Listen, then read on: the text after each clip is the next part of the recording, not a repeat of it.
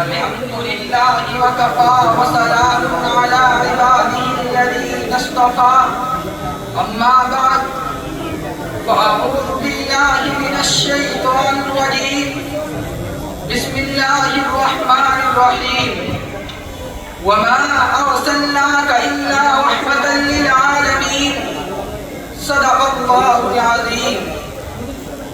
ہے کمال رتبہ مصطفیٰ بلغ العلا بکمالہ، یہ عطر ہے ان کے جمال کا کشف الدجا بجمالہ. کسی ایک ادا کی تو بات کیا حسنت جمیع خصالہ، وہ رب کا جس نے بتا دیا صلو علیہ وآلہ. منصب حکمیت پر جلوہ افروز حکم صاحبان اور بلبل جامعہ کے اندر ہی وہ جو ہستی آج میرا موضوع سخن ہے. چمبستان کائنات کا کوئی پھول نہیں بلکہ گلدستہ کائنات ہے، جس میں گونگو اخلاق کریمات کے پھول گوندے گئے اور ہر پھول اپنی رعنائی و زیبائی میں گلے سرسبز ہیں.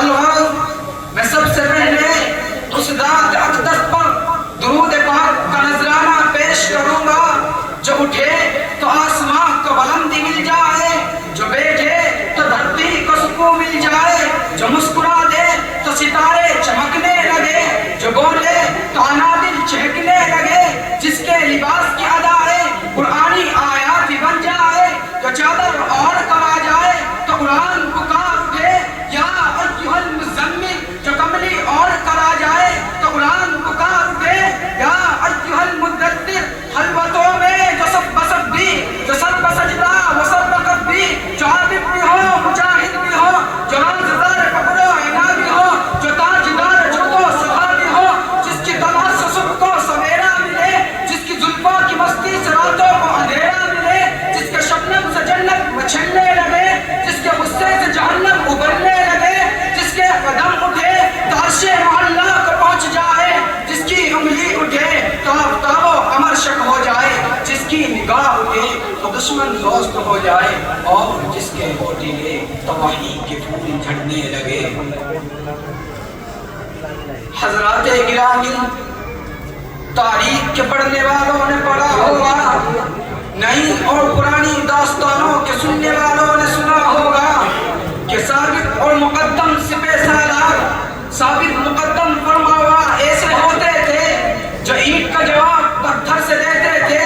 مگر اے تاریخ تجھے تیری صداقت کی قسم، اے انقلاب دوہا تجھے تیرے انصاف کا واسطہ، بتا بتا ان فرماواؤں میں کوئی ایسا فرماوا بھی گزرا ہے کہ جس نے پتھر برسانے والوں کو پھول پیش کیے ہوں، کہ جس نے گالیاں دینے والوں کو دعائیں دی ہوں. اے تاریخ تو خاموش کیوں ہے؟ اے انقلاب دوہا تو جواب کیوں نہیں دیتا؟ اے گردش زمانہ تو چپ کیوں ہے؟ ہاں ہاں تیرا خاموش رہنا ہی تیری صداقت کی دلیل ہے، اس لیے کہ ان فرماواؤں میں کوئی ایسا فرما روا گزرا ہی نہیں. اور یورپ کے انسانیت سوز و جہالت آب تہذیب میں تو ایسا فرما روا میسر بھی نہیں آ سکتا. محترم دوستو، اگر ایسے رحیم و کریم کی تلاش ہے تو آؤ سرزمین حجاز کی وہ مقدس تاریخ اٹھا کر دیکھو جو آج سے 1400 سال پہلے لکھی گئی تھی. وہاں تمہیں ملے گا تاجدار بطحا سرکار دو عالم صلی اللہ علیہ وسلم. طائف والو میں تمہارا ناصح ہوں، تمہارا مصلح ہوں. مکے سے سفر کی صعوبتیں برداشت کر کے تمہارے پاس اس لیے آیا ہوں کہ تمہیں گمراہی کی دلدل سے نکال کر عزت و عظمت کی بلندیوں پر پہنچا دو. سینکڑوں خداؤں کی پرستش کے بجائے ایک رب ذوالجلال کا آقا سجدریز ہونے والا بنا دو. مگر طائف کی شوریدہ چشم اور شوریدہ پشتپام نے آپ کے ناصحانہ جذبے کا صدا یہ دیا کہ آپ صلی اللہ علیہ وسلم کے جسم اطہر پر پتھروں کی بارش کر کے آپ کے جسم اقدس کو لہو لہان کر دیا. ارے زخموں سے چور چور ہو کر جب اللہ کا راج دلارا بیٹھ جاتا ہے تو شقی بازو پکڑ کر اٹھا دیتے ہیں اور پھر اسی طرح پتھروں کی بارش کرتے ہوئے شہر کے باہر لا کر چھوڑ دیتے ہیں۔ مگر یہ تاریخ سن، یہ ظلم و ستم کی داستانوں سے اوبنے والوں متوجہ ہو جاؤ، فرشتوں کی بات سن کر رحمت للعالمین کیا فرماتے ہیں۔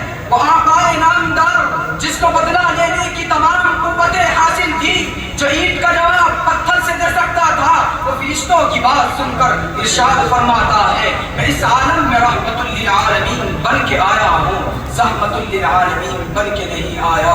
میں ان کے حق میں کیوں کہہ الہی کی دعا مانگوں، ان کے حق میں کیوں کہہ الہی کی دعا مانگوں، بشر ہے بے خبر ہے تو تباہی کی دعا مانگوں، وما علینا الا البلاغ۔